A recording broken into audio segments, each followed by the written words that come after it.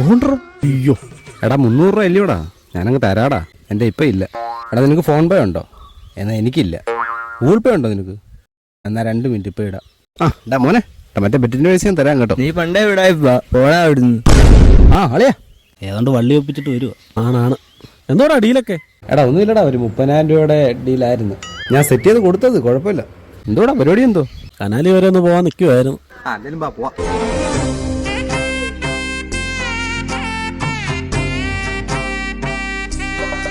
എടാ പണ്ടേ ഈ കനാലിൽ തുറന്നുകൊടുക്കുന്ന സമയത്തെ വലിയ തടി ഒഴുകി വരുമായിരുന്നു. അങ്ങനെ ഒരു തടി ഒഴുകി വന്നായിരിക്കും നിന്റെ തന്ത. എടാ ഞാൻ പണ്ട് ഇവിടെ കുളിച്ചോണ്ട് വന്നപ്പോളേ ഞാൻ നോക്കുമ്പോൾ ഒരു കാലം ഇങ്ങനെ ഒഴുകി വരും. ഞാൻ നോക്കിയപ്പോൾ ആ കാലത്തിനകത്തൊരു ചുമന്ന പട്ടി ഇങ്ങനെ വെച്ച് കെട്ടിയേക്കുക.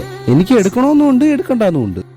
ഞാനത് എടുത്ത് തുറന്നു നോക്കിയപ്പോൾ നിറച്ച് സ്വർണ്ണം കൂടെ അതിനകത്ത്. എന്നിട്ട് ഞാൻ ആ കെട്ടഴിച്ചിട്ട് നോക്കിയപ്പോൾ ഒരു വെള്ള വെട്ടം എൻ്റെ കണ്ണിലോട്ടടിച്ചിട്ട് എൻ്റെ മസ്തിഷ്കത്തിൽ പോയി അത് കയറിയെന്നുള്ള. മസ്തിഷ്കമല്ലടാ, മസ്തിഷ്കം. രണ്ടെണ്ണോടെ. എടാ നീ കാര്യം പറ. ആ സാധനം എൻ്റെ തലയിൽ കയറിയിട്ട് ഞാൻ ബോധം കെട്ട് വെള്ളത്തിൽ വീണു. ഞാൻ കണ്ണു തുറന്ന് നോക്കുമ്പോൾ ഞാൻ ഇത്താമ്പള്ളി കണ്ടെത്തി കിടക്കുക. എന്നിട്ട് എടാ നിനക്കെന്താ?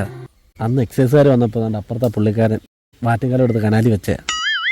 അങ്ങനെ ഒഴുകിപ്പോയപ്പോൾ ഈ ചെറുക്കൻ്റെ കിട്ടുന്നത്. അന്നേരമാണ് അത് പൊട്ടിച്ചപ്പോഴാ. അന്നേരമാണ് അതൊന്ന് പല്ലിയും ബാൽട്ടറിയും ആ കോറയുടെ മണം അടിച്ച് ഈ ചെറുക്കൻ വെള്ളത്തിൽ വീഴുന്നത്. നിനക്കെന്താ ഇവിടെ തള്ളി കിട്ടിയ സമയമൊന്നുമില്ല, എനിക്ക് വിശക്കുന്നു. പോടേ ഇറക്കാം. നീ വീട്ടിൽ പോയിരുന്നങ്ങ് പറഞ്ഞാൽ മതി. ഇവനോടൊക്കെ എന്തെങ്കിലും പറയുമ്പോൾ ഇവനൊക്കെ വേറെ ഏതാണ്ടൊക്കെയാ പറയും.